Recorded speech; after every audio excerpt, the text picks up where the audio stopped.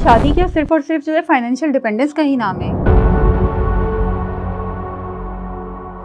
क्या शादी सिर्फ पैसे से ही की जाती है? इमोशंस की हद तक तो ये बात सही है, प्रैक्टिकल अप्रोच ठीक है। बच्चों को या जो लड़कियां हैं, क्या हम उनको कोई स्किल सिखाते हैं? खर्च करके जताने वाली बात है ना ज़ैनब, ये वाले हस्बैंड्स भी बहुत ज़्यादा होते हैं। हो सकता है कि वो जो आदमी है जो कि उसको जलील करना चाहता है, हो सकता है उसका जो बैकग्राउंड है उसने अपने बैकग्राउंड में यही देखा है। तो कभी कभी आदमी ये कहता है कि औरत को आता नहीं है, तो क्या हम हमेशा क्या सीख कर ही आए हैं? एक औरत जब बाहर निकलकर कमाती है तो क्या उसका बाहर निकलना आसान है? वो पब्लिक ट्रांसपोर्ट से जाएगी? क्या हमने कभी पब्लिक ट्रांसपोर्ट में सफ़र किया है? उसमें सफ़र करना ही एक अजियत का बाइस। हमारे यहाँ मेहर को पीछे रखा गया है और मुंह दिखाई को आगे रखा गया है। हमने कल्चरली औरत को जो है वो कम अकल, कम दिमाग शो किया है। तो दोनों ही इनकारी हैं शादी से, कि शादी तो करनी ही नहीं है। मतलब मेरी दोस्त ये कहती है कि भाई मैं फाइनेंशियली सॉर्टेड हूँ, वैसे भी इंडिपेंडेंट हूँ, अच्छी लाइफ चल रही है, तो मैं शादी मतलब क्यों करूँ? उसको ये लगता है कि मतलब डेड एंड है शादी। और जो मेल फ्रेंड है वो भी यही बोलता है कि भाई आज के दौर में शादी करनी क्यों है, मैं क्यों करूँ, मैं सेट हूँ बिल्कुल। सोचने की बात है वो ये कह क्यों रहे हैं? उनका मकसद क्या है ये सब कुछ कहने के लिए? कोई ऐसी चीज़ है जो उनके दिमाग में है? क्या तुमने उनसे वो पूछा? मतलब वही ना कि वो पैसों का जो एक ताल्लुक है ना इस रिश्ते के साथ, यानी शादी या तो पैसे प्रोवाइड करने के लिए की जाएगी या फिर पैसे लेने के लिए की जाएगी, यानी या तो फाइनेंशियल डिपेंडेंस है या आपने किसी को फाइनेंशियली प्रोवाइड करना है। तो ये वाला जो एस्पेक्ट है ना, यही नजर आया मुझे दोनों की स्टोरीज में कि वो कहने कि हम लोग सॉर्टेड है। तो सवाल ये है कि शादी क्या सिर्फ और सिर्फ जो है फाइनेंशियल डिपेंडेंस का ही नाम है कि आप जो है वो दूसरे के ऊपर जाके डिपेंड हो जाएं, उसके ऊपर अपना पूरा बोझ डाल दें और फिर आप सोचें कि भाई ये मेरा खर्चा उठाएगा, ये मेरा क्योंकि कव्वाम बनने जा रहा है तो मैं इससे जो है वो शादी कर लूँ, ऐसा है? तो क्या अगर कोई आपका कवाम नहीं बनता तो क्या हमारी शादी नहीं चलती? क्या शादी सिर्फ पैसे से ही की जाती है? लेकिन फाइनेंसेस एक बहुत बड़ा एस्पेक्ट तो है कि यानी अगर जैसे कि हम लोग अक्सर ना ये बड़े कॉमनली बोल भी देते हैं कि पैसे नहीं देखने चाहिए शादी करते वक्त, इंसान को देखना चाहिए। इमोशंस की हद तक तो ये बात सही है, लेकिन क्या ये प्रैक्टिकल अप्रोच ठीक है कि हमें पैसे बिल्कुल नहीं देखने चाहिए? It doesn't matter, because at the end of the day अगर हम ये देखें तो आज हमारी जो शादीशुदा ज़िंदगियां हैं लोगों की, वो बहुत ज़्यादा इफेक्ट हो रही हैं फाइनेंसेस की वजह से। देखिए ये बिल्कुल सही बात है कि पैसा एक अहम रोल प्ले करता है, लेकिन ये ज़रूरी नहीं है कि पैसा ही वो एक अहम रोल है जिसकी वजह से शादी जो है चलती है और शादी नहीं चलती। तो यहाँ पे हमें थोड़ा रुक कर सोचना चाहिए कि जो हजरात ये कह रहे हैं कि हम शादी इसलिए नहीं करना चाहते, ये हमारी शादी का ब्रेकअप इसलिए हो रहा है कि वो हमें प्रोवाइड कर रहा है या नहीं, तो इसके और भी बहुत से ऐसे सॉल्यूशंस हैं जिसकी तरफ जाके हम सोच सकते हैं। लेकिन है ना, बात सारी वही आ जाती है ना कि आजकल की जो इतनी शदीद हम देख रहे हैं कि डिवोर्स का रेशो इतना बढ़ता जा रहा है अब की जनरेशन में, और अब के बाद वाली में तो शायद और ज़्यादा बढ़ जाएगा। तो इसका एक बहुत बड़ा जो फैक्टर है वो यही है कि फाइनेंशियल डिपेंडेंस है, या तो शौहर जो है वो हाथ खींच रहा है या बीवी जो है वो ओवर स्पेंडर है। तो दोनों में से कोई एक रीज़न होता है और फिर उसकी वजह से जो है कॉन्फ्लिक्ट्स होते हैं और उसकी वजह से फिर बाय द एंड डिवोर्सेस की नौबत आ जाती है। तो इस फैक्टर से हम डिनाई तो नहीं कर सकते ना। बिल्कुल अनीला, ये बात बिल्कुल सही है कि बहुत ही मेजर डिफरेंसेस आ रहे हैं कपल्स के बीच में। और अगर मैं एक छोटी सी बात से शुरू करूं कि देखो, जब शादी होती है, एक लड़की होती है वो अपने अब्बा का घर छोड़ के अपने शौहर के घर पे आती है, और पहले वो अपने अब्बा के ऊपर फाइनेंशियली डिपेंडेंट होती है, फिर वो अपने शौहर के ऊपर फाइनेंशियली डिपेंडेंट होती है। लेकिन लड़का लड़की दोनों को एक चीज़ नहीं सिखाई जाती। लड़के को ये नहीं पता होता कि मैंने इसको पॉकेट मनी देनी है, और लड़की को ये नहीं समझ में आ रहा होता और उसको शर्म आ रही होती है और मुश्किल हो रही होती है अपनी पॉकेट मनी मांगते हुए कि मैं कैसे मांगूं, और वो ये भी सोच रही मैं क्यों मांगूं, इसको नहीं पता कि इसने मुझे पैसे देने हैं। तो क्या इसमें ये बात नहीं आती कि हमें सिखाया नहीं जाता? क्या शादी जब हम करते हैं, जब हम डिसाइड कर रहे होते हैं या पेरेंट्स इस बात को सोच रहे होते हैं, तो क्या हमें ये सिखाना नहीं चाहिए कि जो बंदी आने वाली है उसको भी आपको कुछ देना है, कुछ खर्चा देना होगा, और जिस तरह लड़की है उसकी शादी हो रही है तो एटलीस्ट ये भी तो बताया जा सकता है ना कि आप अब उनसे मांग भी सकती हैं। बेसिकली कंपैटिबिलिटी की बात होती है कि आप कितना उनके साथ चलते हैं। ज़ाहिर बात है हर चीज़ को टाइम लगता है। अब फ़ौरन से अगर आप ये समझती हैं कि एक हफ़्ते के अंदर वो आपको पॉकेट मनी दे देगा या महीने में पॉकेट मनी दे देगा, तो at least we need to have some patience. ठीक है, हम उसको महीना, 2 महीना, 3 महीना टाइम दे सकते हैं। और शादी के शुरू में तो एटलीस्ट इतना टाइम होता है हमारे पास, इतनी ज़रूरतें नहीं होती, तो एटलीस्ट अगर हम उसको थोड़ा टाइम दे दें और फिर आराम से उस बात को कन्वे कर लें आपस में, तो बहुत अच्छी तरीके से बात आगे सॉल्व हो सकती है। लेकिन है ना, अक्सर ये होता है क्योंकि हमारे यहाँ अरेंज मैरिजेस का ज़्यादा रुझान होता है और इतनी ज़्यादा जो है वो शादी से पहले कोई अंडरस्टैंडिंग भी नहीं होती हस्बैंड एंड वाइफ की, तो वो अचानक से एक सरप्राइज़ एलिमेंट आता है ना। तो हमारे यहाँ ये तो मतलब घर वाले ज़रूर सिखाते हैं इन लॉज लड़के को कि भाई तुमने जाते के साथ ही मुंह दिखाई देनी है दुल्हन को। फिर ये कि महर का भी एक कॉन्सेप्ट है, लेकिन एक ये चीज़ कि आप जो है वो उसके लिए कुछ मंथली पॉकेट मनी बांध दें, तो ये बात क्यों नहीं सिखाई जाती है? अगर आप पहले ही सिखा देंगे तो उसके लिए इंतज़ार करना और उसके लिए फिर ये सोचना कि जब राइट टाइम आएगा तो मैं बोलूँगी, तो ये नौबत ही नहीं आनी चाहिए ना उसूली तौर पे। तो बेसिकली ये बात तो ठीक है, नौबत नहीं आनी चाहिए। अब हमारे यहाँ जो महर का भी जो कॉन्सेप्ट है वो ये नहीं, हमारे यहाँ महर को पीछे रखा गया है और मुंह दिखाई को आगे रखा गया है। बेसिकली महर जो है वो औरत का हक है जो कि दिया जाता है, ठीक है ना। तो बेसिकली जब हमने उसको ये बताया ही नहीं कि आप महर दे क्यों रहे हो, आप उसके कवाम बनने जा रहे हो और आप प्रोवाइडर बनने जा रहे हो, जब आप उसको ये क्लियर कर दोगे, क्लियर कट बात बता दोगे, तो फिर उस लड़की को मांगने की भी ज़रूरत नहीं पड़ेगी और फिर वेट करने की भी ज़रूरत नहीं है। तो बेसिकली बात क्या आई कि हमने सीखना छोड़ दिया, हमने बताना छोड़ दिया। और चले अगर आपको बताया भी नहीं गया, आपको सिखाया भी नहीं गया, तो आपको बात करना तो आती है, आप कन्वे तो अच्छी तरीके से करो। आप आपस में घुट रहे हो, आप किसी और से बात कर रहे हो, अपने पेरेंट्स से बात कर रहे हो, फ्रेंड से बात कर रहे हो, तो इससे बेहतर ये नहीं है कि आप सामने वाले से कह दो। आप ये क्यों सोचते हो कि सामने वाला खुद समझ जाएगा, ठीक है। अब अगर इसकी मिसाल मैं ऐसे दूं कि एक माँ जो है अपने बच्चे को खाना या दूध उसी वक्त देती है जब वो रोता है, जब वो मांगता है। अब अगर वो बच्चा कहेगा कि भाई ऐसे दे दे, ऐसे तो माँ नहीं देगी ना। तो इसी तरीके से आपको बात को कन्वे करना आना चाहिए कि आप कैसे कन्वे करते हो। और अल्लाह ताला ने ये जो हम मर्द और औरत का जो रिश्ता बनाया है वो बनाया ही ऐसा है।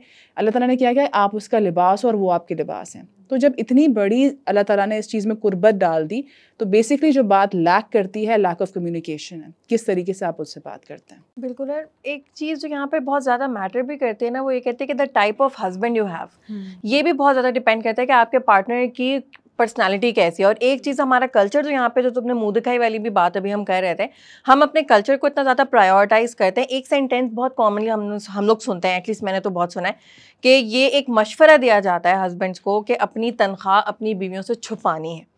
फॉर सम रीज़न ये बात इस्टेब्लिश्ड है कि आपने जितना पैसा जो है ना वो असल में कंट्रोल है। तो एक शौहर का रोब उस वक्त होगा जब उसने फाइनेंसेस कंट्रोल में रखे हुए हैं। कितना कॉमनली होता है कि तुम्हें जो चाहिए मुझसे मांग लो, तुम्हें ये जोड़ा चाहिए मैं दिला दूंगा। Why not just empower your wife by giving her some money जो सिर्फ उसकी हो और आप उससे अकाउंटेबिलिटी भी ना मांगे बार बार। ये एक बड़ा कॉमन यानी एक तशनगी सी है ये हस्बैंड एंड वाइफ के बीच में, नहीं? अच्छा, ये भी है। हम जो दुनिया जो आप बात कर रहे हो, कल्चर की भी बात कर रहे हो, वो ये है कि हमने कल्चरली औरत को जो है वो कम अकल कम दिमाग मतलब शो किया है। हमारे ड्रामा या हमारे जो भी हमारे कॉन्सेप्ट्स होते हैं उसके अंदर भी ये चीज़ शो किया गया है कि औरत जो है कम अकल होती है, उसे नहीं पता पैसा कहाँ से आता है, उसे ये नहीं पता पैसा कहाँ खर्च होता है। तो इसी वजह से फिर जो आदमी है, जो शौहर हैं, वो इस चीज़ को छुपाते हैं कि अगर मैंने इसको बताया तो उसका हाथ खुल जाएगा, ठीक है, क्योंकि मैंने तो बचाना भी है, इन्वेस्ट भी करना है आगे। अगर इसको बताऊंगा तो सब कुछ ये ख़त्म कर देगी, ख़राब कर देगी। लेकिन है ना, बात वही आ जाती है ना कि जब हम कम अकल और इस तरह की बात कर रहे हैं कि वो सब कुछ तबाह कर देगी या वो नहीं संभाल सकेगी, क्योंकि हम शादी से पहले जो अपनी बेटियों को वो पापा की प्रिंसेस बना के रखते हैं और हम उनके जो है हर नखरे और नाज उठाना और जो उनको चाहिए वो उनको ला कर दे देना। हम उनको फाइनेंशियली इंडिपेंडेंट नहीं कर रहे होते, या हम उनको ये नहीं सिखा रहे होते कि भाई ये तुम्हारे पैसे हैं और तुमने इसको जो है वो किस तरीके से खर्च करने। हम उनको ये चीज़ भी तो नहीं सिखा रहे होते ना, तो फिर वो किस तरीके से जो है वो आगे चल के सीखेगी या ये सारे काम करेगी। बिल्कुल। और एक्सटर्नल फैक्टर्स भी इतने सारे होते हैं, लाइक यू सेड के अरेंज मैरिजेस होती हैं, फैमिली डायनामिक्स बहुत ही डिफिकल्ट डायनामिक्स होते हैं। और एक जो मुझे ऐसा लगता है कि बहुत बड़ा झगड़ा हो रहा होता है ना, हस्बैंड्स अक्सर ऐसा भी होता है कि समटाइम्स उनके पास पैसे होते हैं और उनकी वाइफ की कोई रिक्वायरमेंट होती है, लेकिन वो समटाइम्स टाल देते हैं। But at the same time अगर उनकी फैमिली की कोई फाइनेंशियल रिक्वायरमेंट है, जैसे उनकी मदर की हो सकती है, बहनों की हो सकती है, कि किसी दूर पार रिश्तेदार की हो सकती है, तो उनके पास ऑल ऑफ अ सडन वो they are ready to spend on their relatives. जैसे एक बहुत हम जानते हैं किसी को, उनकी बड़ी एक अजीब सी स्टोरी थी, क्योंकि हम लोगों को ना समटाइम्स यकीन नहीं आता, जो घर के जो हेड ऑफ द फैमिली थे, जो अंकल हैं, he is financially stable, he is rich, लेकिन उनकी फैमिली यानी उनकी बीवी, उनके बच्चों ने शदीद तंगी में ज़िंदगी गुजारी है। उन्होंने अपना घर तक नहीं बनाया। उनकी बेगम के पास कभी कोई यानी ब्रांडेड कपड़े या कोई एक होता है ना जो लग्जरीज होती है जो कि एक अमीर आदमी अपनी फैमिली को उसको प्रोवाइड करनी चाहिए, बट उनके भाई यानी उन अंकल के भाई, उनके बच्चे वो मुल्क से बाहर हैं, उनके पास सारी बड़ी गाड़ियाँ, सारी अय्याशियाँ उन्होंने की हैं, लेकिन उनके अपने बीवी बच्चों ने वो मतलब एक तंगी वाली ज़िंदगी गुजारी है। और हम लोग अक्सर ना मतलब उनकी फैमिली को देख के थोड़ा अजीब सा होता है कि इतने अमीर हैं, बीवी बच्चों का हक नहीं था, मतलब पूरी फैमिली संभाली अपने। भाई अच्छी बात है, बहन भाइयों को भी संभालना चाहिए, लेकिन ये बैलेंस कभी कभार हम देखते हैं बड़ा आउट हो जाता है। इसको अगर हम ये कहें कि पैसे को बरतना नहीं आया, जिसका हक था उसको नहीं दिया, ठीक है, तो ये वाली बात भी इसमें आ सकती है। दूसरा ये कि बिल्कुल आप सही कह रहे हो, मेरे पास बहुत से ऐसे केसेस आते हैं, वो कहते हैं कि हमें पता है कि हमें ज़रूरत है, हमें आपकी हेल्प की ज़रूरत है, लेकिन हम नहीं कर सकते बिकॉज हमें इसकी इजाज़त भी नहीं मिलेगी, दूसरा हमारे पास इतने फाइनेंस नहीं है कि हम इसको कर सकते हैं। तो बेसिकली बात जो ये हो रही है कि वुमेन एम्पावर क्यों नहीं है, ठीक है। अगर ये सारा सिनेरियो है तो क्या करेगी औरत? क्या वो घुटती रहे और वो शिकवे शिकायत करती रहे, या फिर वो खुद अपने ऊपर कुछ वर्क करना शुरू करे? अब वो क्या वर्क करेगी? अपने आप को एम्पावर करेगी। कैसे करेगी? कुछ स्किल सीखेगी। तो क्या आजकल हमारी बच्चों को या जो लड़कियां हैं, क्या हम उनको कोई स्किल सिखाते हैं? क्या ऐसी कोई चीज़ें हैं जो उनको एम्पावर कर सकती हैं? उस पर सोचने की ज़रूरत है। हिना, जैसे भी आपने कहा कि औरत को एम्पावर होने की ज़रूरत है, उसको जो है वो स्किल्स सीखने की ज़रूरत है और अपने पैरों पे खड़े होने की ज़रूरत है, लेकिन ऐसा भी तो होता है ना कि जब औरत ये सब कुछ करने की कोशिश करती है तो फिर उसका आगे से हस्बैंड इस तरह का होता है कि वो उसको ये सब कुछ करने ही नहीं देता। या इस तरह के हस्बैंड्स भी होते हैं जो औरत को जो है वो बहुत सारा सब खर्चा भी दे रहे हैं, उसकी सारी ज़रूरियात भी पूरी कर रहे हैं और उसकी जो हम कहते हैं कि आराइशें हैं वो भी पूरी कर रहे हैं, लेकिन उसके बाद फिर जो है ना वो बैठ के उसको ताने भी दे रहे होते हैं कि देखो मैंने तुम पे इतना खर्च कर दिया, इतना खर्च कर दिया। वो जो खर्च करके जताने वाली बात है ना ज़ैनब, ये वाले हस्बैंड्स भी बहुत ज़्यादा होते हैं और उसमें फिर औरत जो है ना वो अपने आप को हमेशा बहुत ही ज़्यादा दबा हुआ और बहुत वैसा फील करती है कि उसकी ज़रूरतें तो पूरी हो रही हैं, लेकिन साथ में उसे मुसलसल ताने भी मिल रहे हैं फिर। मतलब उसकी ज़रूरियात तो पूरी हो रही है, लेकिन उसकी मेंटल स्टेबिलिटी जो है वो बिल्कुल ख़त्म हो रही होती है, उसकी मेंटल हेल्थ जो है वो सफ़र कर रही होती है, और फिर क्या होता है, अंदर एक फ्रस्ट्रेशन पैदा हो रही होती है, और उस फ्रस्ट्रेशन का जो असर है वो सिर्फ उसकी अपनी ज़ात पर नहीं होता, उसकी पूरी फैमिली पर होता है, उसके बच्चों पर होता है। और क्या होता है कि बच्चे जो कि उस घर के अंदर होते हैं वो ये सब देख रहे होते हैं कि फ़ैमिली को कैसे कंडक्ट किया जाता है। तो क्या फिर ये होता है ना कि हम कहते हैं कैसे चीज़ आगे बढ़ गई, ये कैसे फ्लो आगे जाता ही जा रहा है, चेंज क्यों नहीं आ रहा? हम मोस्टली अपने आप से क्वेश्चन करते हैं कि चेंज क्यों नहीं आ रहा? तो चेंज कैसे आएगा जब एक बच्चा एक वही सर्कल देखता हुआ आ रहा है? हो सकता है कि वो जो आदमी है जो कि एम्पावर नहीं करना चाहता, जो कि पैसा नहीं देना चाहता, जो कि उसको जलील करना चाहता है, हो सकता है उसका जो बैकग्राउंड है उसने अपने बैकग्राउंड में यही देखा है। तो कभी कभी हम कहते हैं ना कि पढ़ा लिखा जाहिल, वो तालीम भी उसको वो चीज़ नहीं दे सकती और इसीलिए फिर वो उसी सर्कल के अंदर आगे चल रहा बिल्कुल। और वही वाला ब्लेम गेम भी देखा होता है ना बचपन से, तुम्हारी वजह से इतना खर्चा हो गया, तुमने तो ये खरीदा, फजूल खर्ची कर ली, यानी जो एक वाली चीज़ होती है। मेरी फ्रेंड है वो अक्सर ये बोल रही होती है कि मुझे ना जब सब्जी में लेके जाऊँ ना और मुझसे कोई पूछे कि ये कितने टमाटर कितने किलो होते हैं, और उस वो ना कहती है मुझसे किसी बड़ी चीज़ का कोई हिसाब मांग ले, मुझे कुछ नहीं होता, लेकिन जब ये छोटी छोटी चीज़ों का कोई हिसाब मांगता है ना, मतलब द वर्ड शी यूज़ किया है, मुझे ना बहुत ही अपना आप छोटा लगता है। मुझे ऐसा लगता है कि मतलब मैं 2 बच्चों की माँ होने के बाद मैं आपको ना मैंने इतने किलो टमाटर लिए, इससे बहस क्यों नहीं की? यानी फैमिली में कोई भी, चाहे मदर इन लॉ है, चाहे हस्बैंड है, ये जो छोटी छोटी चीज़ें, यानी आपको लिबर्टी देनी पड़ेगी। चाहे आपकी वाइफ या कोई भी घर में आपके ऊपर अगर फाइनेंशियली डिपेंडेंट है तो आप उसको एटलीस्ट छोटा फील ना करवाएं। ये बहुत आई थिंक बहुत ज़रूरी है ये चीज़ मैनेज करना। और ज़ैनब देखो, बाज़ हस्बैंड्स तो इस तरह भी कर रहे होते हैं, तो तुमने बात की ना कि बीवी जा रही है और जाके ख़रीद के ला रही है, बाज़ हस्बैंड्स तो डेली के पैसे देकर जा रहे होते हैं कि बस ये आज के 400 रुपये हैं और इसी में तुमने जो है ना वो खाना पकाना है, जो करना है वो कर लो, ये आज के 500 रुपये, मतलब उससे ज़्यादा वो उसको गुंजाइश ही नहीं देते। मतलब एक औरत है या उसके बच्चे हैं तो उसकी अपनी भी बहुत सारी ज़रूरियात होती हैं, उसको कहीं आना है, जाना है, कुछ चीज़ का दिल चाह रहा है, लेकिन वो उन सारी चीज़ों से ना हाथ खींच के रखते हैं। उनको ये होता है कि बस मैं इतने ही पैसे दूँ जितने खाने पीने पर खर्च हो जाएँ, उसके आगे जो है वो मैं पैसे नहीं दूँ। बिल्कुल। और देखिए हम एक कैपिटलिस्ट दुनिया में रहते हैं, यहाँ पे पैसे की कदर ही की जाती है, यानी पैसे को ही पावर समझा जाता है, पैसे को ही रिस्पेक्ट समझी जाती है। इस तरह की दुनिया में अगर एक खातून फाइनेंशियली डिपेंडेंट भी है और फिर उसको अपना आप, एक तो कैपिटलिस्ट दुनिया है तो उसको अपना आप वैसे कितना छोटा लगेगा कि उसके पास तो अपने कोई पैसे ही नहीं है, और उसके बाद वो जो पावर डायनामिक्स होती हैं एक रिश्ते की, यानी हम कितने केसेस देखते हैं कि अब्यूज़ बर्दाश्त हो रही होती है, डोमेस्टिक वायलेंस हो रहा होता है, बच्चे भी अब्यूज़ का शिकार हो रहे होते हैं, लेकिन वो रिश्ता इस वजह से चल रहा होता है क्योंकि खातून के पास पैसे ही नहीं होते और उसको यही एक चीज़ होती है जिसकी वजह से वो पिटाई भी बर्दाश्त कर रही है, टॉक्सिसिटी भी बर्दाश्त कर रही है कि मेरे पास और कोई वे आउट ही नहीं है because I don't earn money, I don't have money. तो क्या ये जो रिश्ता है, क्या इसी से पैसे की वजह से ही चल रहा होता है? कभी कभी तो खातूनों के पास पैसे भी होते हैं, सब कुछ होता है, लेकिन फिर भी आदमी जो है वो टॉक्सिक होता है। वो देने के बाद भी ऐसी चीज़ों के अंदर होता है कि वो कहता है कि तुम जो हो, तुम्हें पैसा वैसा सब मिल रहा है, लेकिन मेरे मामले में तुमने बीच में नहीं बोलना। चाहे जैसा आपने पहले बात की थी कि रिश्तेदारों को मैं दूंगा, फैमिली को मैं सपोर्ट करूंगा, तुम बीच में नहीं बोलोगी, तुम्हें जो देना था वो मैं दे चुका। ठीक है। इससे पहले आपने बात की कि आप जो है किसी को जैसे जो फल या टमाटर लाने या जो भी लाने में आप उसको कोई फ्रीडम नहीं देते। तो कभी कभी आदमी ये कहता है कि औरत को आता नहीं है। तो क्या हम हमेशा क्या सीख कर ही आए हैं? हम गलती करते हैं फिर ही सीखते हैं। जब आप उसको कोई चीज़ देंगे तो उसको समझ आएगी कि पैसा कैसे इस्तेमाल होता है, पैसा कैसे बरतना होता है। जिस तरह आदमियों की टाइप्स होती हैं ना, ऐसे औरतों की भी टाइप्स होती हैं। अगर आदमी किसी औरत पर ट्रस्ट नहीं कर रहा तो वो क्या रीज़न्स हैं जिसकी वजह से जो है वो औरत पर ट्रस्ट नहीं कर रहा, उस पर भी हमें देखने की ज़रूरत है कि वो क्या ऐसी रीज़न्स हैं, क्या वजूहात हैं, क्या वो बहुत ज़्यादा फजूल खर्ची करती है, क्या वो ऐसी जगहों पे खर्च कर देती है जहाँ ज़रूरत नहीं थी, क्या वो बिल्कुल भी इन्वेस्टमेंट की कायल नहीं है, क्या अगर उसको कोई चीज़ बात बता दी जाएगी तो क्या वो ट्रस्ट नहीं रख सकेगी। बहुत सारे ऐसे एस्पेक्ट्स हैं जिसको हम इसमें भी देख सकते हैं।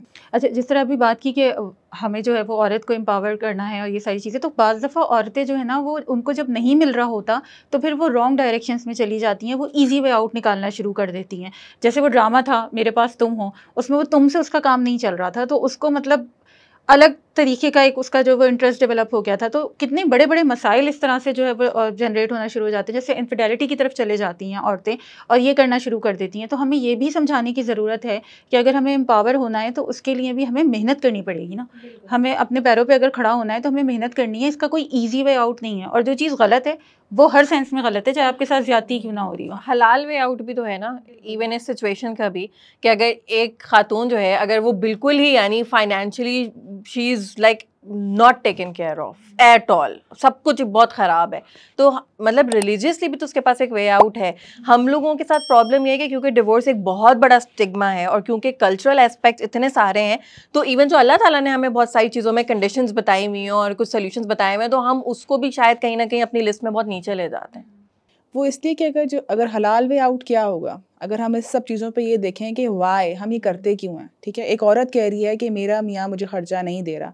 अगर वो औरत बैठ के सिनेरियो बनाए कि क्या वो वाकई मुझे खर्चा नहीं दे रहा, क्या ऐसी बात है, ठीक है वो रोक रोक के दे रहा है, दे तो रहा है ना, तो क्या मैं सिर्फ इसी एस्पेक्ट पे क्या मैं उससे अलग हो जाऊँ, क्या इसी एस्पेक्ट पे मैं इतनी एम्पावर हो जाऊँ कि फिर मेरे पास तुम हो वाली कहानी आ जाए। और अगर क्या मेरे पास पैसा आ जाएगा इसके बाद मैं इतनी आज़ाद हो जाऊँ कि मैं सब कुछ छोड़ कर चली जाऊँ। तो ये सारी चीज़ों को अगर हम देखें तो हमें बैठ के इसको नोट डाउन करने की ज़रूरत है। क्या वाकई हम इतनी प्रॉब्लम में हैं जितना कि हम इसको प्रिटेंड कर रहे हैं? क्या मैं बर्दाश्त कर सकती हूँ, बर्दाश्त की कोई लिमिट है? क्या मैं बिल्कुल डोरमैट बन गई हूँ? क्या अगर मैं कमाने लगी तो सब कुछ मामलात सही हो जाएंगे? क्या मैं वो सब कर रही हूँ जो मुझे करना चाहिए? तो ये भी सोचने वाली बात है। तो है ना, सवाल ये है कि औरत अगर घर से निकले तो वो क्यों निकले, और जो औरतें घर से निकलती हैं तो वो फिर जब इंडिपेंडेंट हो जाती हैं तो वो ये सोचती हैं कि भाई हम तो अपना कमा रहे हैं, हम तो अपना खा रहे हैं, हमें तो ज़रूरत ही नहीं है। तो क्या ऐसा होता है कि इस वजह से, क्योंकि वो फाइनेंशियली इंडिपेंडेंट हो जाती हैं, तो फिर वो अपने रिश्तों को जो है वो पीछे छोड़ जाती हैं? क्या वाकई में ऐसा है? क्या वाकई में ये एक रीज़न है इन सब चीज़ों का? तो इसका मतलब है ना कि वो तो एक मटेरियलिस्टिक दुनिया में थी ना, कि उनके लिए जो असल बुनियाद थी वो रिश्ते नहीं थे, असल बुनियाद तो पैसा था। उन्होंने शादी किस बुनियाद पे की थी कि अगर मुझे मेरे माँ बाप अगर बाहर नहीं घुमाने लेके जा रहे, या मेरे माँ बाप ने मुझ पे ये कंडीशंस लगाई हैं कि तुम शादी के बाद ये करोगी और शादी के बाद मुझे वो चीज़ नहीं मिली, तो मैंने इसका वे आउट ये ढूंढा कि मैं जो हूँ खुद एम्पावर हो जाऊँ और मैं कमाने लग जाऊँ, और जब मैं इतना कमाने लग जाऊँ तो मैं फिर इस रिश्ते से बाहर आ जाऊँ। तो इसका मतलब है कि हमारी जो बेस थी वही सही नहीं थी, और बेस सिर्फ शादी नहीं पेरेंटिंग से आई कि हमने एज अ पेरेंट अपने बच्चे को क्या दिया। उसको क्या सिखाया? क्या हमने उसको मटीरियलिस्टिक होना सिखाया? क्या हमने उसको कहा कि जो तुम्हारी ड्रीम्स हैं वो तुम्हें शादी के बाद ही मिलेंगी? तो क्या हमने उसे ये बताया कि ड्रीम्स कहाँ तक की होती हैं? क्या हमने उसको ये सिखाया कि तुम्हें अगर कोई चीज़ नहीं मिल रही है, कोई चीज़ तुम्हें कम मिल रही है, तो तुम उसको उस कटहरे में तो लाओ, उस तराजू में तो लाओ, क्या वो तुम्हारे लिए वाक़ई इतनी ज़रूरी थी कि तुम इतने हद तक आगे गुज़र गई? अच्छा, एक चीज़ है ना, स्पेशली इस वाले पॉइंट से ना मेरे अक्सर दिमाग में आती है ये चीज़, और हम लोग इवन ड्रामाज में भी देख रहे होते हैं, तो एक चीज़ बड़े कॉमनली दिखाई भी जाती है और स्टीरियोटाइप भी की जाती है कि एक फाइनेंशियल इंडिपेंडेंट खातून जो अपने पैसे खुद कमाती है, फॉर सम रीज़न उसको ये दिखाया जाता है कि उसकी कोई फैमिली वैल्यूज़ है ही नहीं। यानी हम ना एक बैकग्राउंड नहीं देते, हम कॉन्टेक्स्ट नहीं देते कि वाइल इन सम केसेस ऐसा हो भी सकता है कि कोई खातून मटीरियलिस्टिक हैं, लेकिन हर दफ़ा ऐसा नहीं होता होगा। ऐसा भी तो होता है कि एक रिलेशनशिप में उसके पास कुछ बचा ही नहीं, यानी हस्बैंड ना इमोशनली अवेलेबल है, टॉक्सिक भी है, ही डजंट इवन लव हर, कोई इमोशंस भी नहीं है, कुछ भी नहीं है, सिर्फ वो इस वजह से रुकी हुई थी इस रिश्ते में क्योंकि उसके पास जो है वो कोई मीन्स ऑफ इनकम नहीं था, पैसे नहीं थे। जिस दिन उसके पास हुआ है उसने कहा कि मुझे अब इस रिलेशनशिप से एक ही चीज़ चाहिए, मिल रही थी, अब वो भी मैं खुद ही अपने लिए प्रोवाइड कर रही हूँ, तो अब मुझे ज़रूरत ही नहीं है कि मैं इसकी टॉक्सिसिटी और अब्यूज़ बर्दाश्त करूँ। ये भी तो समटाइम्स होता है ना। लेकिन फिर ऐसे भी तो होता है ना कि कुछ औरतें होती हैं, या अगर हम अपने घर में काम करने वाले लोग उनको भी देख लें, वो कमा भी रही हैं, ठीक है, वो पिटाई भी बर्दाश्त कर रही हैं, अब्यूज़ भी उनके साथ हो रहा है, बच्चे भी इतने से, फिर भी वो उस रिलेशन में हैं, तो क्यों हैं? क्या उनका मियाँ उनको बहुत प्यार देता है? क्या ऐसी रीज़न है कि वो उस रिलेशन में रहती हैं? क्या उनके मॉरल्स बहुत ऊँचे हैं? क्या वो समझती हैं कि इस रिलेशन के अलावा हमें कुछ और नहीं मिल सकता? तो ये भी तो सोचने वाली बात है ना कि अचानक से उस धागे को हमने क्यों छोड़ दिया? क्या सिर्फ़ हमारे लिए फ़ाइनेंशियल स्टेबिलिटी ही ज़रूरी थी? क्या आपके हस्बैंड ने कभी आपको मॉरल सपोर्ट कभी नहीं किया? फिर हम बात करते हैं कि उसने हमें एम्पावर नहीं किया।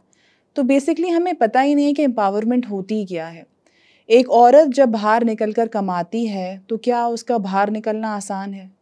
अब एक औरत है जिसके पास उसके हस्बैंड ने उसको कुछ प्रोवाइड ही नहीं किया, तो डेफ़िनेटली वो कैसे जाएगी बाहर? वो पब्लिक ट्रांसपोर्ट से जाएगी।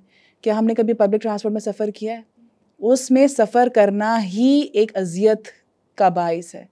फिर वो एम्पावरमेंट उसको मिल गई, उसको पैसा मिल गया, फाइनेंस मिल गया, उसने घर-बार उसने सोचा कि मैं इस रिलेशन में नहीं जा सकती और मैंने वो रिलेशन छोड़ दिया।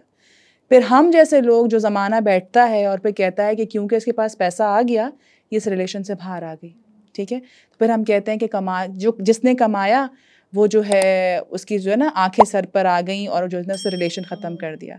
तो क्या एक आदमी कमा कर औरत पर अब्यूज़ कर सकता है और एक औरत कमा कर रिश्ता नहीं तोड़ सकती?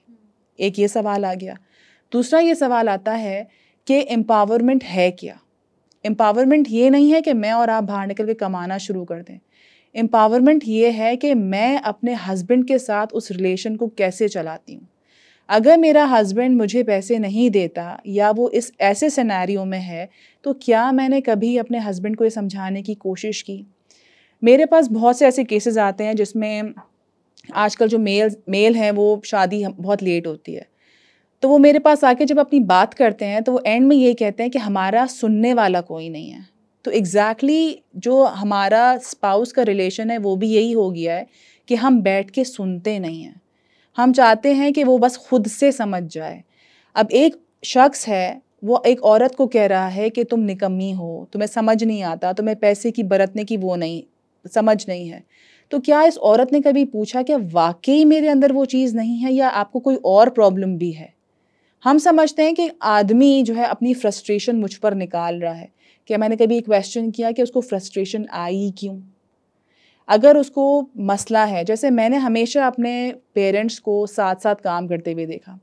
हम लोग पहले एक फ्लैट में रहा करते थे। मेरी अम्मी हमेशा कहती थी कि 2 साल मैं यहाँ रहूँगी और इसके बाद मैं बंगले में शिफ्ट हो जाऊँगी।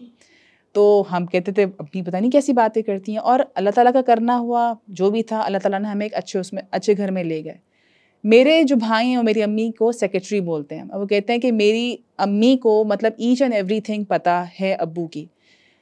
अगर आज से 15 साल पहले का बिल भी अगर हम कहेंगे ना अम्मी के, वो 15 साल पहले वो जो चीज़ ली थी उनके पास उसका बिल भी फ़ाइल के अंदर है। तो अगर उन्होंने अपनी घरदारी को इस तरीके से निभाया, तो अगर उनके ऊपर ऐसा कोई मामला आ जाता कि उनको बाहर निकलना पड़ता और उनको कोई चीज़ देखना पड़ती, तो एटलीस्ट वो इतनी एम्पावर तो थी ना, एम्पावर हैं। मतलब हम कहते हैं हमसे सेविंग नहीं होती। हमेशा मेरी अम्मी की आदत है, वो जो परफ्यूम्स आते हैं ना उसके डब्बे होते हैं खूबसूरत वाले, वो डब्बे रखती हैं और वो कहती बीसी भरना क्या होती है, ये जो डब्बे हैं ना उसमें थोड़े थोड़े पैसे डाल दिया करो। मैं कहती अम्मी ये हमने खुद खर्च किया। कहते नहीं, उसमें डब्बे में डालो तो ये तुम्हारी बीसी है, इस तरह तुम अपने पैसे बचा सकती हो। तो बेसिकली दिस इज़ एम्पावरमेंट। और वो पढ़ी लिखी नहीं है, 9th पास हैं और हमसे अच्छा मैथ्स जानती हैं, हमसे अच्छी उर्दू वो जानती है, अभी तक वो लिखती हैं। तो मतलब ये है कि हमने चीज़ों को उसकी असलियत से हटाया है, रिश्तों को उनकी असल मकाम से जब हटाया और उसके अंदर जब हमने दूसरी चीज़ें डाली तो फिर हमें समझ ही नहीं आया कि हमें करना क्या था। तो जो मेरे फादर और मदर का रिलेशन था तो उसमें ये देखते हैं कि हम तीनों भाई बहन इसके अंदर हैं। मतलब मेरे भाइयों को भी मैंने ये देखा कि वो उनकी बीवियाँ भी जो हैं वो इसी तरह काम करती हैं, उनको इसी तरह हेल्प करती हैं। और जहाँ तक मेरी बात है तो अल्हम्दुलिल्लाह मेरे फादर इन लॉ, मेरे हस्बैंड, वो अब ये कहते हैं कि आप आएँ, आप भी काम करें। मतलब कॉटन एक्सचेंज में मेरे जो हस्बैंड हैं वो कॉटन ब्रोकर हैं और कॉटन के जितने भी कोर्सेज़ होते हैं कॉटन एक्सचेंज के अंदर मेरे ससुर कहते हैं कि मेरी बहू करेगी। तो मतलब ये कि दिस इज़ एम्पावरमेंट। भले मुझे समझ नहीं आता वो क्या वो कर रहे हैं, लेकिन उनको पता है कि ये चीज़ जब वो समझेगी तो उसको पता होगा कि हमारे ऊपर जो स्ट्रेस आ रहा है वो क्यों आ रहा है, वो क्या रीज़न्स हैं जिसकी वजह से हम परेशान हैं। तो अगर ये चीज़ हम अपनी फैमिली में करें, अपने बच्चों के सामने करें, तो क्या होगा, ये चीज़ें नस्ल दर नस्ल घूमेंगी और सर्कल कंप्लीट होता जाएगा। बेसिकली क्या है, हमारा सर्कल ब्रेक हो रहा है और उस सर्कल का जो सर्कल का मेन हिस्सा था वो फैमिली सिस्टम था। अगर वो फैमिली सिस्टम ही स्टेबल नहीं होगा तो फिर कोई रिश्ता स्टेबल नहीं हो सकता। हिना, आपने बिल्कुल सही बात की। इसी तरीके से हम अपनी नस्लों में भी जो है वो ये चीज़ इनकलकेट कर सकते हैं कि किस तरीके से जो है वो फाइनेंसिस को म्यूचुअली मैनेज करना है। और अगर हम एम्पावरमेंट की बात करें तो हमारे सामने तो हमारे अपने दीन में जो है वो रोल मॉडल्स मौजूद हैं। उनमें सबसे पहले अम्मा खदीजा रज़ी अल्लाह ताला अन्हा की मैं बात करूँगी कि उनसे ज़्यादा एम्पावर्ड वुमेन कोई नहीं थी। मतलब उनके पास इतना कुछ था, सब कुछ था, और उसके बावजूद जो है वो उन्होंने किस तरीके से हुज़ूर अकरम सल्लल्लाहु अलैहि वसल्लम का साथ दिया। हर कदम पे उन्होंने अपना घर भी देखा, उन्होंने बच्चे भी देखे, उनको भी परवान चढ़ाया और उसके बाद भी जो है वो उनके साथ ही जुड़ी रहीं। तो हम एज़ अ सोसाइटी अगर उन्हीं को फॉलो कर लें तो मेरा ख़्याल है कि हम बहुत कुछ उनसे भी सीख सकते हैं। इन पर्सनैलिटीज़ से हमारे पास बहुत कुछ सीखने के लिए हैं। बिल्कुल। हाँ, अनिला, तुमने अम्मा खदीजा रज़ी अल्लाह ताला अन्हा की बात की। एक जो चीज़ मुझे स्पेशली जब मैं उनके बारे में पढ़ती हूँ या कभी भी बात हो रही होती है, जो चॉइस थी ना उनके पास, she had a choice and उन्होंने बिल्कुल सही डिसीजंस भी लिए। And at the same time रसूल अल्लाह सल्लल्लाहु अलैहि वसल्लम ने उनकी चॉइसेस को और उनकी जो भी वेल्थ थी उनको एक बहुत ही यानी ग्रेसफुली एक्सेप्ट किया और हमारे लिए एक एग्जाम्पल सेट की। लेकिन अगर हम करंट सिनेरियो में देखें तो ऐसा नहीं होता। हमारे यहाँ ये समझा जाता है कि अगर एक औरत, अगर वो उसकी शादी हो जाती है, उसके पास पैसे हैं और अगर वो पैसे अपने घर में स्पेंड कर रही है या अगर वो अर्न करना चाहती है तो इस तरह से उसको थ्रेट लिया जाता है कि ये रूल करना चाह रही है या ये अपनी अपनी पावर डायनामिक्स अपने लिए रखना चाह रही है। इस तरह की क्यों एक कंपटीशन और एक थ्रेट सा क्यों क्रिएट हो गया है, जबकि हमारे पास एग्जाम्पल बहुत अच्छी है? क्योंकि हम जो है ना सिक्योर नहीं है। एक औरत जब कमाने लगती है या उसके पास पैसा होता है तो मर्द जो है वो इनसिक्योर फील करता है। वो कहता है मेरे पास एक ही तो चीज़ है कि मैं उसको पैसा प्रोवाइड करता हूँ। अब अगर ये पैसा खुद ही कमाने लगेगी तो फिर वो मुझे इतनी अहमियत नहीं देगी। तो इसकी वजह से वो कंपैरिजन भी आता है। और अगर एक औरत मर्द से ज़्यादा कमा रही होती है तो वो मर्द को अच्छा भी नहीं लगता। यही वजह होती है कि मर्द चाहते हैं कि औरत करे कुछ काम लेकिन इतना ना करे कि वो उससे ज़्यादा आगे निकल जाए। तो बेसिकली क्या है कि हमने रोल मॉडल्स को रोल मॉडल्स लिया नहीं। हमने ये सोचा ये सारी किताबी बातें थी, ये हमें नज़र तो आती नहीं। अक्सर बच्चे भी ये सवाल करते हैं कि अम्मी आप जो ये बात कर रही हैं तो ये रियलिटी में दिखता नहीं है। अक्सर क्वेश्चंस करते हैं ना, जब हम बच्चों को स्कूल की किताबें भी पढ़ाते हैं तो कहते हैं कि बेसिकली ये है नहीं। तो यही बात है कि एम्पावरमेंट आप करें, आप औरत को इतना मौका दें कि वो अपने लिए कुछ कर सके। ज़रूरी नहीं है कि वो कमाए। खुदा न खास्ता कभी घर में ऐसे कुछ सिनेरियोज पेश आ जाते हैं जिसमें ज़रूरत होती है कि एक औरत को लुक आफ्टर करना है बिज़नेस का, किसी भी चीज़ का, तो वो इतनी मजबूत तो हो कि वो उस सारे सिनेरियोज को हैंडल कर सके।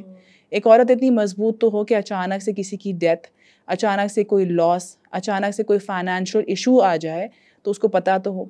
तो कैसे पता चलेगा? बिल्कुल। क्या आदमी इतना ट्रस्ट करता है कि उसने सब कुछ बताया है कि मैंने जो है, सबसे पहले मैं ये कहूँगी कि एक शौहर को अपनी बीवी को कुछ बताए ना बताए, एटलीस्ट ये ज़रूर बता देना चाहिए कि मैंने किस किस को पैसे देने हैं। बहुत ज़रूरी क्योंकि है। खुदा ना खास्ता कुछ हो जाता है तो क्या होता है कि ऐसे लोग आके खड़े हो जाते हैं जो कि मांगने वाले नहीं होते, वो देने वाले होते हैं, क्योंकि औरत को कुछ पता ही नहीं होता, तो उसके लिए एक अलग सा सिनेरियो आ जाता है। फिर वो सारी फाइनेंशियल स्टेबिलिटी, वो सारा इमोशंस, वो सब कुछ फिर इंसान के ढह जाते हैं, क्योंकि उसको पता ही नहीं होता कि आगे उसने करना क्या है। तो बेसिकली ये चीज़ें जो हैं आपस में बताने की ज़रूरत है।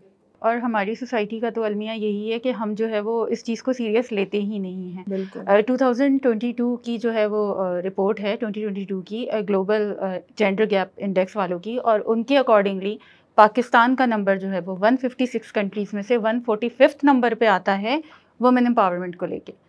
तो आप इससे अंदाज़ा लगाएं कि हम कहाँ पे खड़े हुए हैं, हमने कहाँ पे अपनी औरतों को जो है वो फाइनेंशियली इंडिपेंडेंट किया है और कहाँ पे हमने जो है वो एम्पावर किया है। बिल्कुल, और इसमें आप ये भी देख सकते हैं कि हमारे यहाँ फीमेल डॉक्टर्स कितनी ज़्यादा होते हैं, एमबीबीएस में एडमिशन्स लड़कियों के कितने ज़्यादा होते हैं, लेकिन वर्क फोर्स में कितनी फीमेल डॉक्टर्स हैं हमारे पास, नहीं होती। और एक सेंटेंस हम बड़े कॉमनली बोला भी जाता है, इवन रिश्ता जब मांगने जा रहे होते हैं, इवन डॉक्टर का रिश्ता जब आप मांगने जा रहे होते हैं, हम जॉब की परमिशन नहीं देंगे।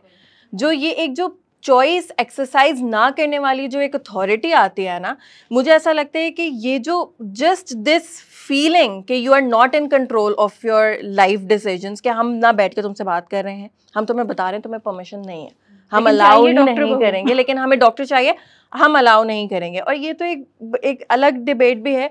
एक मुझे ऐसा लगता है कि एक हम बड़ी अजीब सी चीज़ करते हैं लड़कियों के साथ, school, college, university, public transport भी यूज़ करती हैं, स्टेट यूनिवर्सिटीज़ में भी पढ़ती हैं, ए ग्रेड्स भी लेकर आती हैं, बाहर भी जाते हैं, मतलब ज़ाहिर है यूनिवर्सिटी कोएड भी होती है, समटाइम्स ऑल गर्ल्स भी होती है, लेकिन मेहनत करती हैं सारी ज़िंदगी, और उनको ऑल ऑफ अ सडन ये बताया जाता है कि देखें ये किया आपने, फर्स्ट स्टेप, सेकंड स्टेप, आप कुछ बनी, आपने एक प्रोफेशनल डिग्री ली, आपने अपने होराइजन्स देखे कि मैं ये भी कर सकती हूँ, अच्छा मैं ये भी कर सकती हूँ, और ऑल ऑफ अ सडन आपने कहा सबको बंद करो, ये रहा माचिस, ये रहा चूल्हा, अब ये है।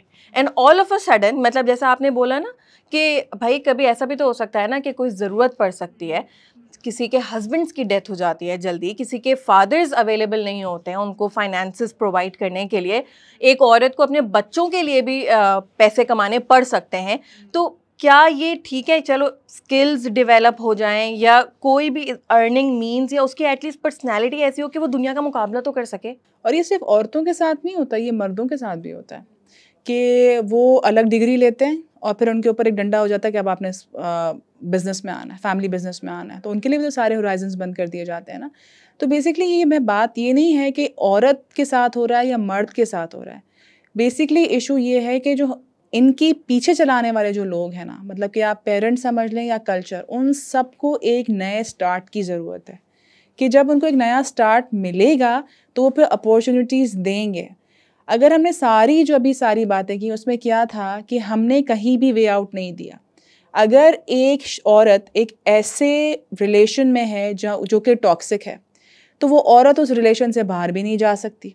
इजाज़त है, हमारा दिन इस चीज़ की इजाज़त देता है कि अगर कोई ऐसा मसला है वो डिवोर्स ले सकती है, लेकिन हमारा जो माशरा है उस डिवोर्स औरत को एक्सेप्ट नहीं करेगा, उसके बच्चे एक्सेप्ट नहीं होंगे, उसका नान नफ़का उठाया नहीं जाएगा।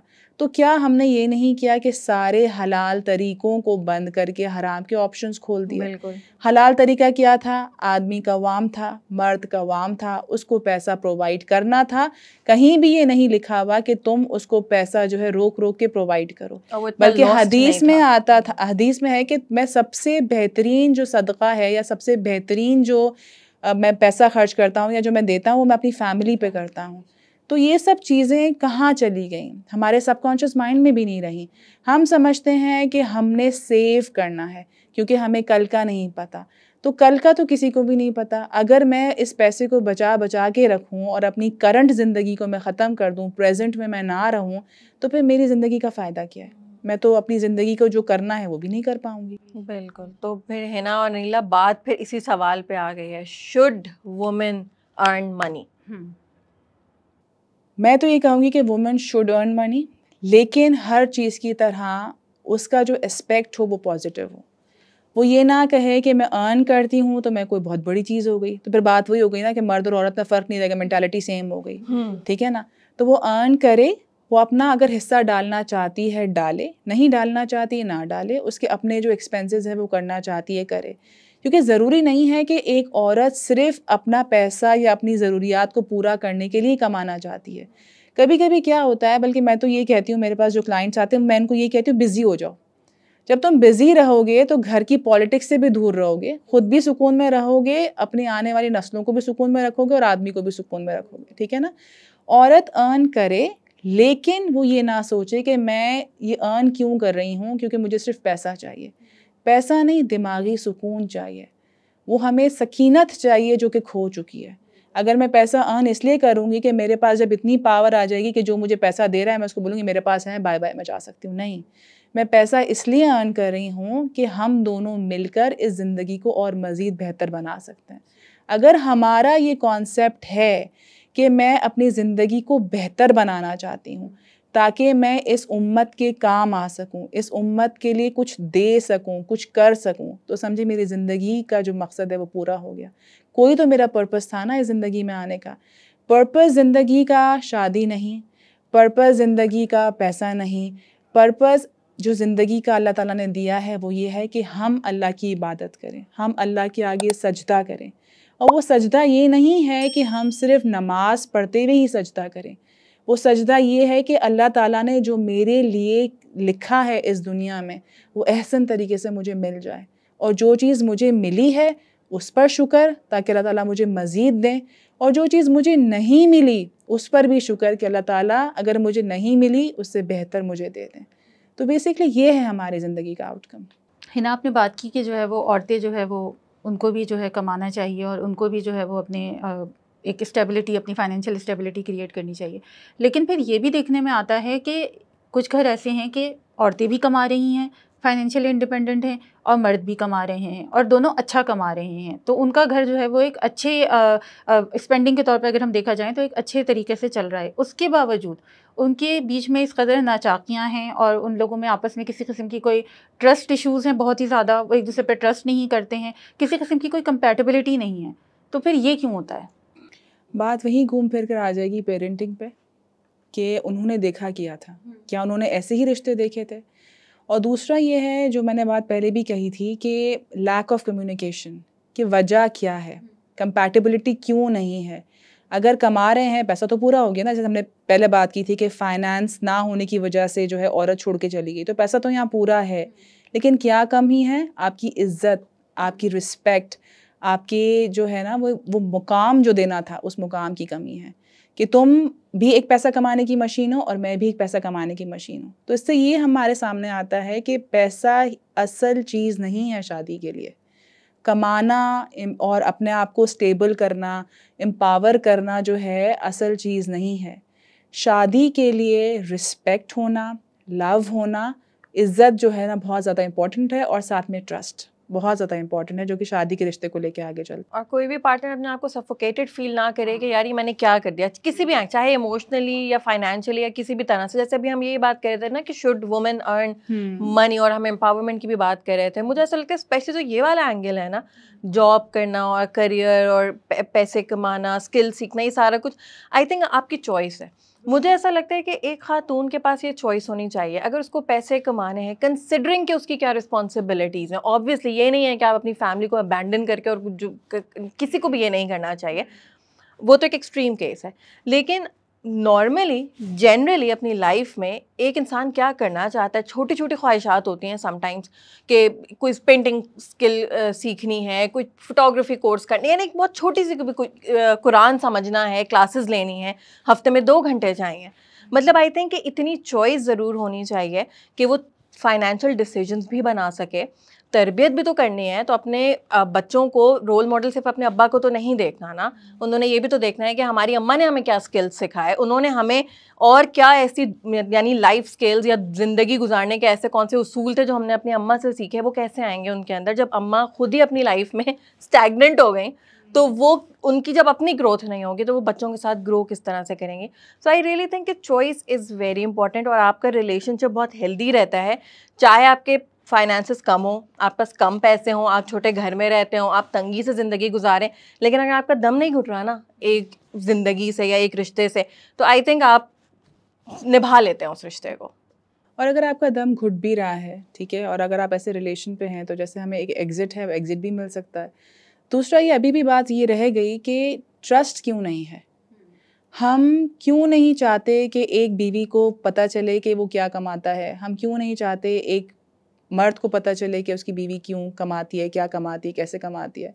तो ये जो क्वेश्चन मार्क है ना, इसका कोई हमें ना क्लियर इन कट या इन रिटन कोई आंसर नहीं मिलेगा। इसका सिर्फ यही चीज़ हो सकती है कि हमने उस रिश्ते को वैसा बनाया नहीं जैसा बनाना चाहिए था। जैसे मैंने अपने वालिदैन की एग्ज़ाम्पल दी थी, मतलब आई एम श्योर 100% श्योर कि ऐसी कोई चीज़ नहीं होगी जो मेरे वालिद ने मेरी वालदा को नहीं बताई होगी।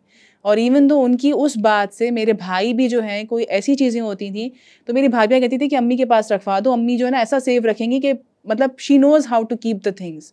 तो इसमें ये है कि कोई चीज़ क्लियर कट आंसर नहीं होती। बेसिकली ये होती है कि आपने देखा क्या और आपने आगे क्या कन्वे किया।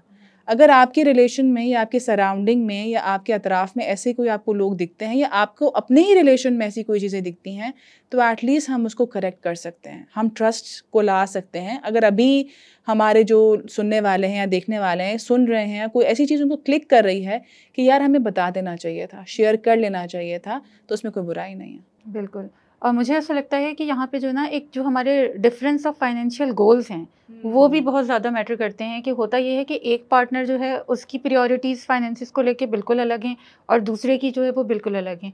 जैसे बीवी है, होता ये है हमारे यहाँ खुसूसन लड़कियों के साथ कि भाई तुम जो भी तुम्हें घूमने फिरने जाना है तो तुम अपने शौहर के घर जाके करना, तुम अपने शौहर के साथ जाना, तुम्हें किसी ट्रिप पे जाना है, कुछ भी करना है तो वो ये सोच रही होती है कि मैं पाई पाई पैसा जोड़ूं और जोड़ के मैं इतने पैसे जमा कर लूं कि मैं कहीं बाहर मुल्क चली जाऊं घूमने फिरने के लिए।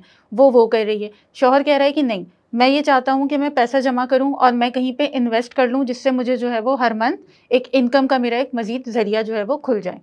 तो यहाँ पे इस चीज़ की भी बहुत ज़्यादा ज़रूरत है कि दोनों जो है वो एक पेज के ऊपर यूनाइट हों, एक चीज़ को सोचें, एक चीज़ पे फोकस करें, अपनी प्रायोरिटीज़ को सेट करें। अब होता ये है कि हमारे यहाँ जो है ना वो औरतों का कोई बैंक अकाउंट नहीं खोला जाता यूजुअली, ठीक है। मतलब पूरे पाकिस्तान में सिर्फ 13% औरतें ऐसी हैं जिनके बैंक अकाउंट्स मौजूद हैं, बाकी किसी को कुछ नहीं पता उसके बारे में। तो अगर हस्बैंड और वाइफ दोनों अपना एक जॉइंट अकाउंट खुलवा लें और उसके बाद फिर अपनी प्रायोरिटीज़ सेट करके उसके अंदर पैसा जमा, यहाँ मैं बैंक अकाउंट की बात इसलिए कर रही हूँ, पैसा आप गुल्लक में भी जमा कर सकते हैं, आप कहीं भी जमा कर सकते हैं। उससे होगा कि जब वो औरत उन चीज़ों को डील करेगी ना, उसको पता चलेगा अच्छा ये बैंक स्टेटमेंट आ रही है, अच्छा ये पैसा जा रहा है, अच्छा ये पैसा निकल रहा है, तो भी शायद उसको जो है वो थोड़ी सी उसकी लर्निंग होगी कि मैं किस तरीके से मैनेज करूँ उसको। Very important point. देखिए इसमें दो बातें फिर सामने आती हैं। फिर एक क्वेश्चन आएगा कि जॉइंट अकाउंट अगर है तो जॉइंट अकाउंट में फिर इशू हो जाता है, खुदा ना खास्ता कोई अप एंड डाउन हुआ, किसी की डेथ हो गई तो फिर होता है नेक्स्ट टू किन वाली बात है, फिर वो वसीयत वाली बात आ जाएगी, फिर उसमें क्वेश्चन मार्क आता है। फिर उसमें दूसरी बात आने लगती है, फिर इसमें चीज़ें लोग छुपाना शुरू कर देते हैं, ठीक है ना। अब इससे पहले आपने जो बात की थी कि हर किसी की प्रायोरिटी अलग होती है, किसी को बाहर घूमने जाना होता है, किसी को इन्वेस्ट करना होता है, तो क्या एक हस्बैंड और वाइफ बैठ के बात नहीं कर सकते कि तुम जो है पैसे जमा कर रही हो कि हमें कहीं बाहर जाना है, इससे बेहतर ये नहीं है कि हम किसी बड़ी इन्वेस्टमेंट में इसको इन्वेस्ट करते हैं, उससे जो पैसा आएगा उससे हम घूमने चले जाएंगे, ठीक है। या फिर दूसरी बात ये होती है कि अगर मैं छुपा के अपने मियाँ से छुपा के मैं BC भर रही हूँ या मेरे मियाँ ने जो मुझे पैसे दिए हैं और नेक्स्ट मंथ का कुछ मेरे पास बच जाएगा वो भी मैंने उससे छुपा लिया, तो मैं किससे छुपा रही हूँ? मैं उससे छुपा रही हूँ जिसको अल्लाह ताला ने कहा कि ये तुम्हारा लिबास है। और उस छुपाने से मुझे मिल क्या रहा है? क्या मुझे ये डर है कि मुझे ये नहीं देंगे? तो मेरा नहीं ख्याल कि किसी औरत ने अपनी मियाँ को ये कहा हो, इतनी समझ मतलब इतनी अंडरस्टैंडिंग उसके अंदर उसके रिलेशन में हो और वो कह दे कि अगर मैंने आपको बता दिया तो आप मुझे नहीं देंगे। लिटरली कभी-कभी मैं अपने क्लाइंट्स को भी कहती हूँ कि एटलीस्ट स्पीक अप, बोलो तो सही। जब तुम बोलोगे नहीं, मतलब एहसन तरीके से बोलना सीखो, तब जब तक तुम बोलोगे नहीं तो उसको पता कैसे चलेगा कि क्या चीज़ चल रही है। और छुपाना किसी चीज़ का हल नहीं है। अगर आप एक छोटी बात छुपा सकते हैं तो फिर आप एक बहुत बड़ी बात भी छुपा सकते हैं। फिर मेरे पास तुमों वाले बहुत सारे केसेस भी हो सकते हैं। क्या है ना, ये ऐसा हो सकता है कि ये एक कोपिंग मैकेनिज्म भी हो, क्योंकि फाइनेंशियल स्ट्रेस जो है वो कोई छोटी मोटी चीज़ तो नहीं होती। यानी आपकी बॉडी बिल्कुल सर्वाइवल मोड पे चली जाती है, फ्लाइट एंड फाइट रिस्पॉन्सेज होते हैं, और जब आप बिल्कुल यानी एड्रेनलिन रश है आपकी बॉडी के अंदर, तो उस टाइम पे आप शायद इतने इंटेलिजेंट डिसीजंस ना करें, जैसे कि छुपाने वाली चीज़ है ये एक, यानी अगर आप नॉर्मली आप रैशनलाइज करें तो बड़ी अजीब सी बात लग रही है ना कि एक इंसान नॉर्मल सिचुएशन में तो ऐसा नहीं कर सकता। और फिर अगर मर्द हजरात की बात की जाए तो जब उनको पता है कि वो इनफ प्रोवाइड नहीं कर पा रहे, तो जैसे उनके भी बड़े एक इमोशनल रिएक्शन आना शुरू होता है।